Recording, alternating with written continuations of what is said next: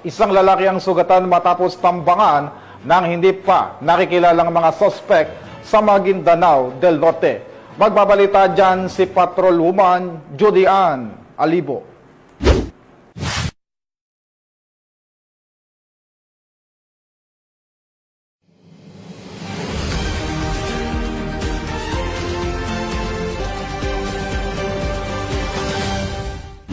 Isang lalaki matapos tambangan ng hindi pa nakikilalang mga sospek sa Barangay Road, Dato Faisal, Limbo, Sultan Kudarat, Maguindanao del Norte. Nito lamang ika-12 ng Nobyembre taong kasalukuyan. Kinilala ng mga otoridad ang biktima na si alias Amir, 26 anyos, residente ng Rosary Heights 3, Cotabato City.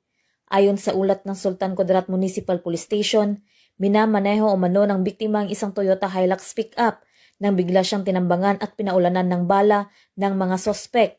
Agad namang tumakas ang mga sospek matapos isagawa ang pamamaril. Maswerteng nakaligtas ang biktima at nagtamo lamang ito ng sugat mula sa tama ng bala ng baril. Sa isinagawang investigasyon ng naturang istasyon, 17 basyo ang narecover sa pinangyarihan ng krimen.